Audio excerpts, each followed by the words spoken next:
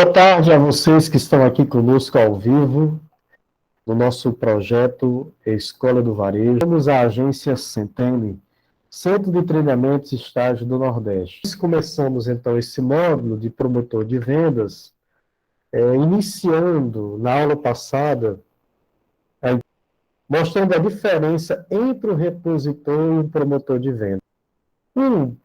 Que torna diferente desses profissionais é que geralmente, o repositor, ele é um funcionário da loja que toma de conta de toda uma seção, de toda uma gôndola. O outro, o promotor de vendas, ele também é um profissional que cuida da parte de exposição das mercadorias na gôndola, só que ele representa ou um fabricante, ou uma marca, ou um atacadista, mas geralmente a responsabilidade dele é só um grupo de marcas daquele atacadista. Logo, a diferença principal é que o repositor é um funcionário da loja como um todo. E o promotor de vendas, ele faz parte do que a gente chama do programa de trade marketing alinhado com um determinado fabricante fornecedor. De uma forma geral, promotores passam grande parte do dia em contato com o público. Muitos dos promotores visitam várias lojas durante a semana, durante o mês. O repositor não, ele é um funcionário daquela loja. O promotor, por representar um fornecedor, ele visita várias lojas. Daí que o bom relacionamento é a base da sua imagem, no caso do promotor de vendas, bem como da empresa e do produto que ele representa. Para garantir o alinhamento, a estratégia da supervisão, o promotor tem que ter sempre ao seu alcance um guia de execução, que é o que a gente chama de planograma. É a maneira que expõe detalhadamente como deve ser organizada uma gôndola numa determinada loja, um determinado estabelecimento do varejo. Esse guia de exposição pode ser uma versão impressa ou digital. É um documento que todo promotor de venda usa para trabalhar e ver se as gôndolas, se as prateleiras, se os produtos que ele, promotor de venda, está representando ou está supervisionando, se esses produtos estão sendo, de uma maneira, expostas adequadamente na loja, para que assim promova a venda, principalmente a venda por impulso. Como na aula passada eu falei muito que o promotor de venda faz, eu queria agora só lembrar o que ele não deve fazer. Ele não pode estar abastecendo produtos ou marcas que não é da loja que ele representa, que não é da fábrica que ele representa. Isso aí faz parte do repositor. Também não é obrigação dele ficar preocupado com carregamento ou descarregamento de mercadorias. Não é isso. Ele está ali, como o nome diz, um promotor, um profissional que trabalha com a merchandise, com o atendimento ao público, com a ornamentação da prateleira, da gôndola, para que o produto possa vender cada vez mais. Então, outra coisa que ele não deve fazer é execução de atividades fora do expediente. Se houver necessidade, elas devem ser avaliadas e previamente autorizadas pela empresa. Então, ele visita várias lojas, então ele tem um compromisso, uma rotina, ele não pode perder tempo com coisas pessoais. Isso geralmente é descoberto e não é bom para um promotor de vendas ser alguém que passou a imagem de estar furtando tempo do seu trabalho com coisas pessoais. A responsabilidade direta pelas ações dos promotores no dia a dia é da supervisão de trade marketing. Então, o trade marketing são aqueles profissionais que ficam lá na fábrica, que acompanham o que o promotor deve fazer, a coordenação deles.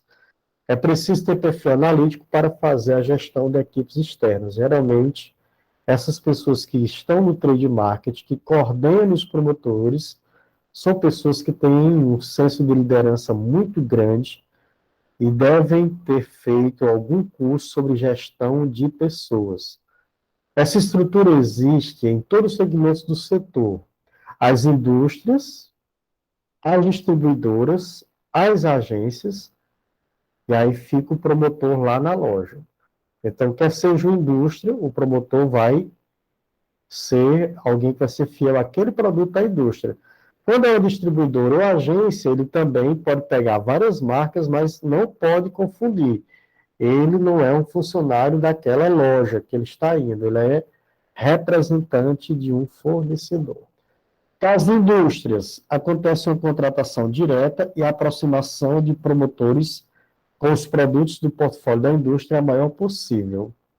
Algumas das principais ações desse formato da equipe incluem a busca por novos espaços e a sugestão de ações para aumentar o giro dos produtos. O promotor tende a ter uma relação afetiva mais sincera com o produto e a empresa. Mas muitas vezes o promotor é contratado por uma distribuidora. Aí a área de atendimento é maior, é mais ampla. A missão principal de uma empresa desse segmento é aumentar a força de venda esperada por fabricantes. O promotor cria uma relação próxima com os produtos que representa, porém pode lidar com produtos diferentes, de indústrias diferentes, dependendo do modelo de distribuição. Então, você tem, eu não vou citar nomes de distribuidoras, mas eles têm várias fábricas que eles representam e o promotor vai ter que ali se preocupar com aquelas marcas da distribuidora, mas no mesmo caso, ele ainda não é um funcionário do supermercado da loja que ele está atuando. Ele representa o fornecedor. E tem as agências. Um vínculo com o fabricante não é tão forte, mas as chances de qualificações permanentes oferecidas pelas empresas são maiores. Os profissionais que atuam nessa área devem ser versáteis a ponto de atuar em qualquer tipo de briefing. Existem variações de modelos, promotores exclusivos são dedicados para uma agência, a atender apenas uma empresa, promotores compartilhados atendem diversas empresas de uma só vez. Bom, a agência, no caso, é o seguinte, eu tenho aqui a fábrica, e a própria fábrica tem os seus promotores. Eu tenho a distribuidora, e a própria distribuidora tem os seus promotores, mas existe uma agência, ela organiza vários promotores, e ela representa a fábrica, apesar dela não ser funcionário da fábrica, há uma parceria, aqui é uma prestação de serviço, mas os promotores, no caso que estão prestando serviço para uma fábrica, eles também vão tentar fazer com que os produtos daquela fábrica se desenvolvam, e isso serve também para distribuidoras. A diferença é que eles não são funcionários do fornecedor, eles criaram a empresa deles de promotor de vendas, e aí se apresentam para prestar serviço para fábricas ou para atacadistas, são as distribuidoras. Eles fazem um briefing, um resumo do trabalho deles, e as fábricas analisam se vale a pena ou não contratar. Isso é muito interessante, principalmente em tempos de pandemia, como hoje, com o desemprego nas alturas. Você que está fazendo esse curso, você e outros, pode formar uma agência e atrás de clientes, atrás de fábricas, atrás de distribuidoras e falar, olha, deixe a gente trabalhar para vocês como promotor de vendas. Nós somos uma agência, um grupo de promotores, e nós podemos ganhar, aí acerta como é que vai ser a rentabilidade, como é que vai ser a parte da remuneração entre o fornecedor, a agência e lá na ponta a loja que você vai agir, tá bom? Gente, de tudo isso que eu falei, só para você entender que é muito parecido, mas é diferente. O repositor e o promotor de vendas, eles estão lá para fazer com que a prateleira venda. Vai vir a diferença. O repositor é tudo que é do supermercado, é um funcionário do supermercado. O promotor, ele representa aquele fornecedor, aquele fabricante. Qual é o grande vilão? A ruptura. A ruptura não é só a falta de produtos na gôndola, na prateleira. Aí você pegar uma gôndola como essa, uma prateleira como essa aqui de baixo, está suja, com teias de aranha, sem etiquetas. Então, isso aqui é o vilão.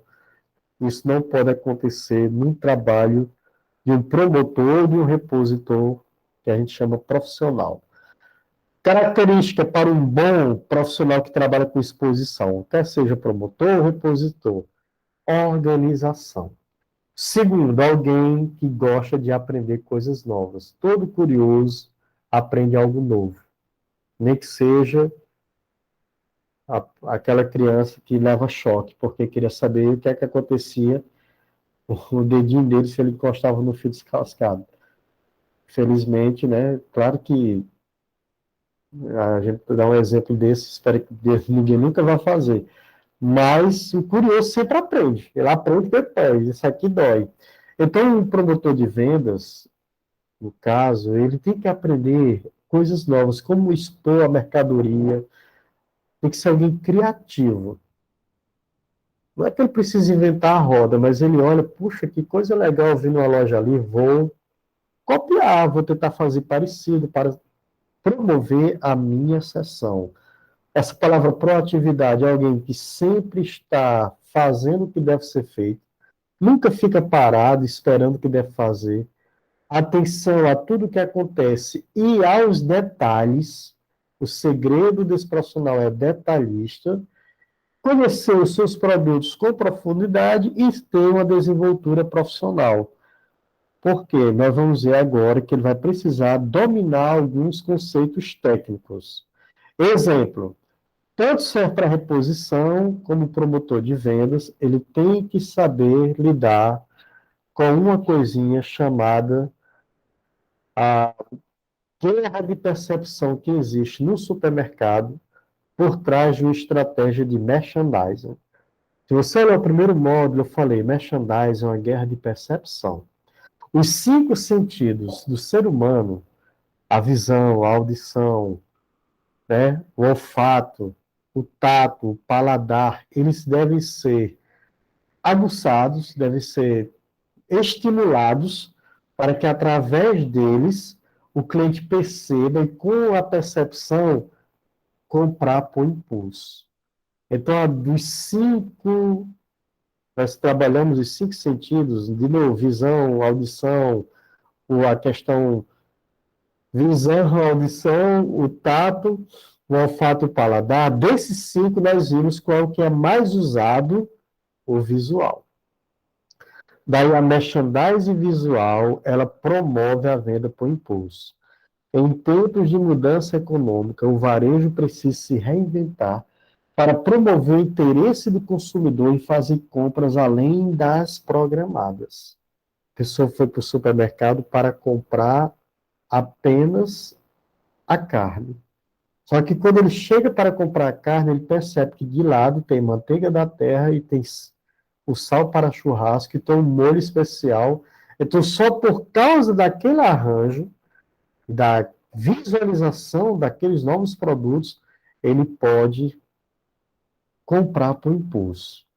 Uma boa estratégia a ser praticada é instigar o cliente a adquirir produtos dessa forma, por impulso, que é uma abordagem adotada por muitos varejistas para aumentar o seu faturamento. Por isso, a partir de agora, nós vamos começar a dar continuidade à praticidade de como fomentar a venda por impulso, através dos estímulos visuais, auditivos, enfim. Várias e várias técnicas de merchandising para o sucesso do trabalho do promotor de vendas e também do repositor. Quando nós falamos em visual, merchandising visual, o nome que a gente trabalha chama-se exibitécnica. O que você entendeu por exibitécnica? Anote, o conceito é o seguinte, preste atenção.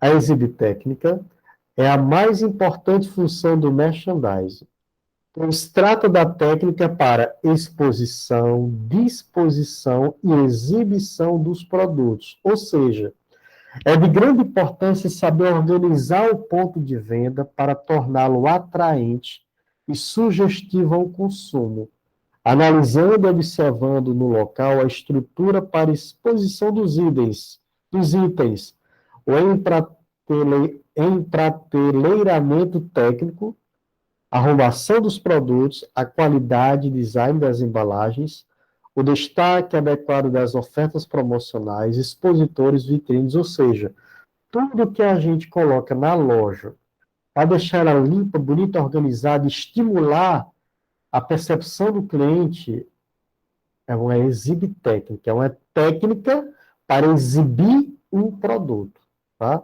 Então, esse aqui é o primeiro passo, porque a visual, merchandising visual, é fundamental para a venda por impulso, e todo promotor de vendas tem que entender esse conceito. Bom, primeiro, o que você viu sobre a importância das cores? A cor é mais que um elemento de decoração. Ela interfere no modo como o cliente enxerga o estabelecimento, como ele hierarquiza as informações e pode induzir a determinados comportamentos. A cor estabelece uma ponte entre o racional e o emocional do ser humano, podendo provocar sensações de frio, calor, doçura, peso, entre outros.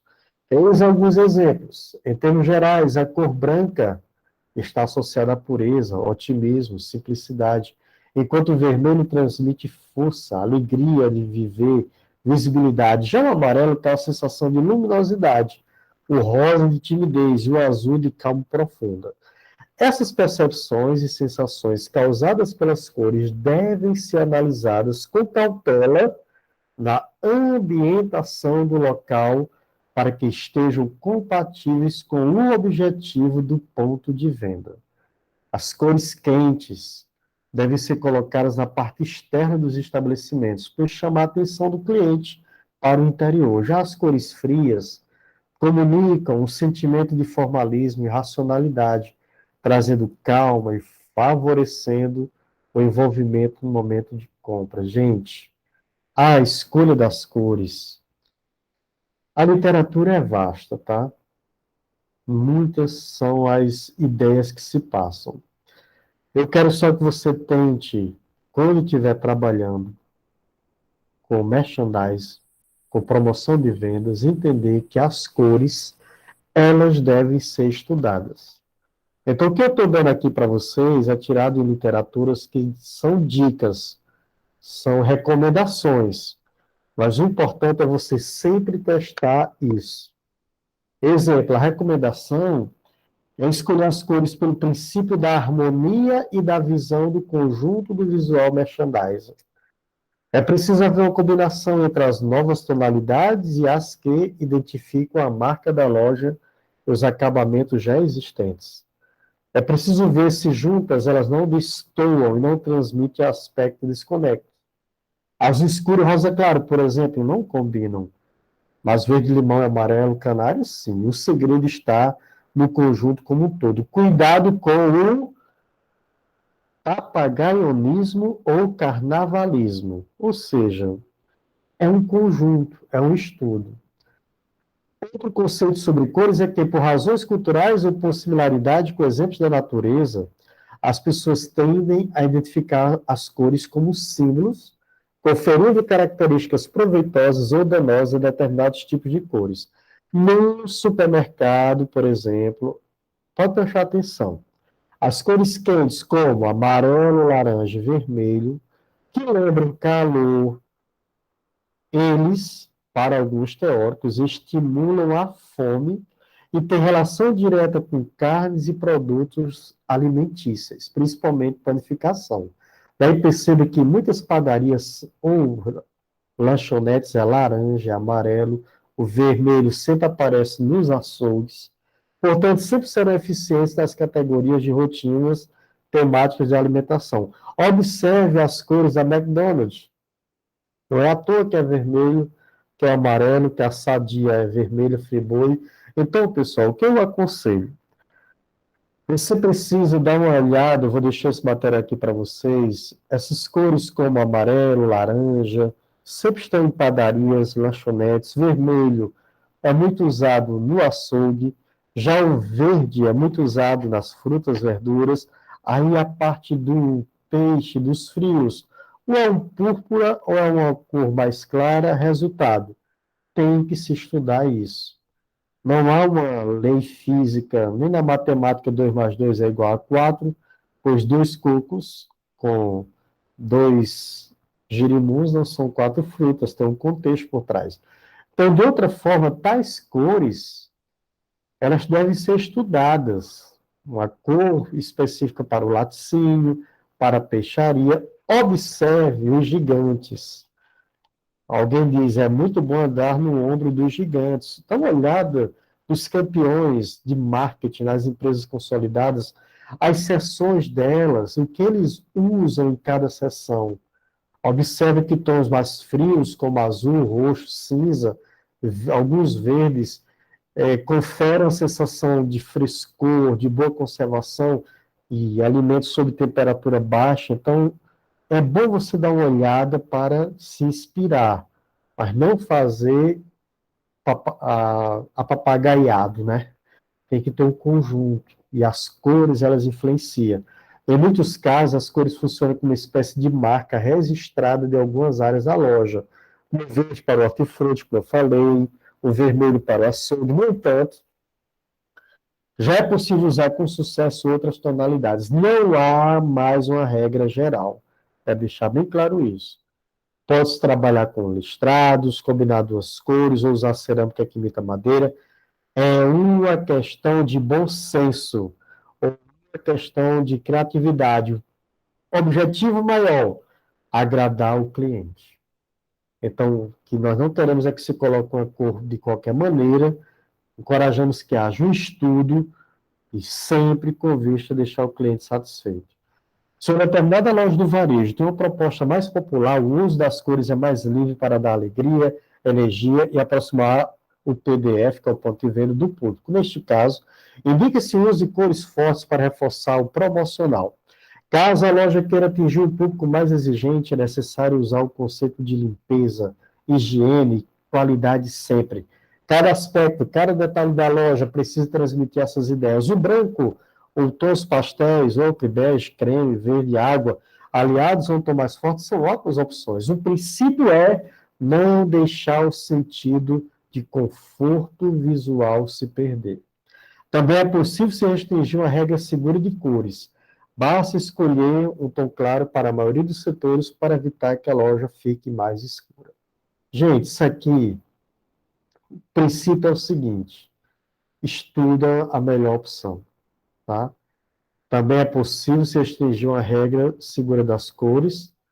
Eu vou só repetir aqui o slide. Basta escolher um tom claro para a maioria dos setores para evitar que a loja fique escura e mais duas cores que combinem com a logomarca. Aqui o slide passado cortou. Outra opção é usar uma que seja fria e outra quente. Utilize as cores claras nas paredes e as tons mais fortes nas placas de comunicação visual. Na escolha dos tipos de tintas, prefira sempre as sintéticas, à base de água, e não à base de solventes, para evitar cheiro. O acabamento fosco no lugar do brilhante é melhor. Isso ajuda a loja a ficar aconchegante e com menos defeitos de acabamento. O ideal é você ter uma assessoria de um design de interiores, de um arquiteto, que entenda o efeito das cores no ambiente. Isso é chamado de neuromarketing. Mas, se você não tem condições de sair, olhe os grandes. Certamente, no supermercado grande, de ponta, tem muito estudo. Dá uma olhada como é dividida as seções, como são as cores. E é isso que nós queremos que você aprenda com os gigantes. Pois o promotor de vendas, ele tem que ter noção disso. A maneira que a loja está arrumada, as cores, até mesmo uma placa, a cor da etiqueta influencia a venda por impulso. As gôndolas perto dos caixas devem estar numa altura em que o comprador possa alcançar a mercadoria facilmente, entre 1 metro a 1,40 m do chão, de preferência do lado direito. Além das gôndolas perto dos caixas, pode ser colocados vários produtos pequenos e com baixo valor numas cestas, sem deixá-los organizados, pois gera no cliente a sensação de que eles estão em promoção. Veja, tudo isso aqui é técnica de visualizar o ambiente. Acabamos de falar sobre as cores, agora a maneira em que você expõe a mercadoria, até mesmo uma cestazinha em que aparenta que os produtos foram mexidos, já passa uma visão de que aquele produto todo mundo está comprando. Então, uma técnica bastante aplicada nas zonas quentes, local com grande fluxo de pessoas, é expor na altura dos olhos do cliente produtos promocionais, lançamentos ou acessórios para estimular a compra por impulso. Outra dica para os pontos quentes é expor os produtos no início da loja em locais espaçosos. Os pontos frios, locais com menos movimentação de pessoas, podem ser expostos produtos mais procurados pelos clientes. Por exemplo, se o produto estiver no fundo da loja, o comprador terá que passar pelos pontos quentes e pode ser atraído por ele. Na verdade, gente, cada loja tem a sua estratégia de como deixar o visual merchandising da loja, de maneira que as vitrines, as cores e a forma com que as prateleiras são organizadas promovam a venda. E o tráfego das pessoas no ponto de venda deve ser estudado. As pessoas têm a tendência de percorrer usualmente a mesma trajetória, estabelecendo conscientemente o percurso sempre no mesmo sentido. Surge então a necessidade de identificar o sentido de circulação e tráfego do público nas lojas para, assim, disponibilizar da melhor forma os produtos que se pretende vender. Os móveis devem ser projetados levando em consideração tal fluxo de pessoas, prestando atenção na tendência de primeiro ir para a direita e depois para a esquerda. Além disso, deve ser considerado o tipo de público que frequenta a loja para que se facilite a locomoção do cliente dentro de uma determinada estratégia de uma campanha promocional. Os corredores da loja são planejados para dar o máximo de conforto possível aos clientes, deixando espaço para poderem passar com seus carrinhos. Por isso mesmo, não se deve deixar nesses corredores, caixas e produtos ou carros de suprimento abandonados, dificultando o trânsito. Quando o cliente tem dificuldade para circular, fica angustiado e procura sair logo daquele corredor. Isso faz com que ele permaneça menos tempo na loja e a empresa perca muitas vendas de impulso. Quando o cliente tem tempo para ficar namorando o produto até resolver comprá-lo. Por isso, algumas tarefas, como inventário dos estoques, limpeza geral dos produtos das prateleiras e outras afins que podem congestionar ou deixar os corredores tumultuados, devem ser feitas naqueles dias e horários com menor movimentação dos clientes, porque o que nós queremos nessa aula é dizer essas cores, esse visual merchandising, a maneira como a gente expõe esses produtos, eles vendem por si só. Não é à toa que está laranja isso aqui. É que não bota branco, tem que ser laranja, quente. Eu acabei de falar do laranja, do vermelho, isso vende. E tem que ser algo nesse padrão aqui, ó. Isso, a maneira em que o produto é exposto, isso é vendido e você deve estudar. Cada loja deve ter o seu plano de ação. Daí que a gente tem que falar desde o modo de merchandising. Você estuda isso, a maneira que fez, aí você testa. E nós colocamos esses produtos aqui com esse tipo de exposição, deu resultado. Foi ótimo. O que fazer? Repete. Quem está ganhando não se mexe. É Flamengo, bora. É goleada sempre. Ou então, gente, está dando errado. Está virando Palmeiras, está levando peia direto. Tem que mudar alguma coisa. Se permanecer desse jeito, vai continuar freguês do Flamengo. Então, eu estou usando a alegoria aqui de futebol só para dizer que você tem que estudar, registre o que fez, o que está dando certo, mantém. Não deu certo, muda, porque as cores, nós já vimos aqui, ó, lá atrás, o cross merchandising, tudo influencia. Mas esse modo você vai ver que não é só visual, tem que ter também o auditivo, tem que ter também o quê? O sinestésico, que é os outros sentidos, o olfato, o tato e o paladar. Quero fechar essa aula de hoje lendo esse slide aqui. Outra questão importante no salão são os cartazes e as etiquetas de preço. Este material constitui informação obrigatória aos clientes e precisa ser afixado corretamente, assim como mantido em boas condições, limpeza e visibilidade. A limpeza e a iluminação do salão também são importantes para o envolvimento positivo do consumidor com a loja. Chão, prateleiras, paredes, máquinas e equipamentos sujos são indicadores ruins para quem está comprando.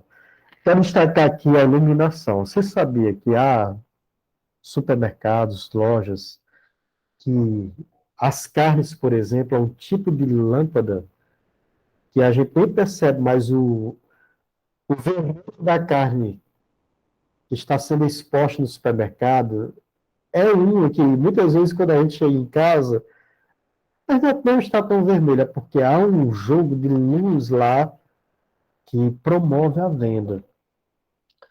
No caso dos alimentos, passa-se a ideia de que a loja está dizendo, talvez inconscientemente, que o manuseio do produto poderá ser feito com o mesmo cuidado que está dispensando as instalações. Então, limpeza, para quem trabalha com alimento, é fundamental. Papéis no chão, etiquetas nas prateleiras ou no chão, caixas abertas ou fechadas, abandonadas nos corredores, carros de suprimento em qualquer lugar, etc. São sinais de relaxamento que também passam uma ideia ruim para os clientes. Finalmente, os clientes podem precisar de alguma informação a respeito de localização de algum produto, preços, existência de outros sabores, modelos, aromas, etc., na loja ou no depósito. O que significa que, eventualmente, a equipe da reposição, quando eu digo equipe, ó, pode ser o repositor, pode ser o promotor, como um todo, precisará ter algum contato com eles. Desta forma, é fundamental a excelência no atendimento ao cliente. Se você está ali como promotor de vendas ou um repositor e o cliente chega para você, você está no setor de mercearia, o cliente diz, olha, eu estou procurando um determinado detergente. Jamais diga, é bem ali, ó. É bem ali. Não. Vá com o cliente até a sessão. Principalmente o repositor. O promotor pode dizer, não, eu me preocupo apenas com a minha, você acabou de dizer, minha marca. Mas o varejista é um parceiro seu. Por que você não aproveita e faz aquela cortesia para com o varejista, seu parceiro, e não custa nada atender bem aquele cliente que lhe fez uma pergunta e você aproveita e trabalha, além do seu lado de promotor do que você está fazendo, aproveita e trabalha com a excelência do atendimento como um todo. Pessoal, na aula seguinte a gente vai continuar falando disso aqui. A gente vai falar agora sobre a área nobre da empresa e como fazer essas coisas, ó, como é que se promove isso aqui, mas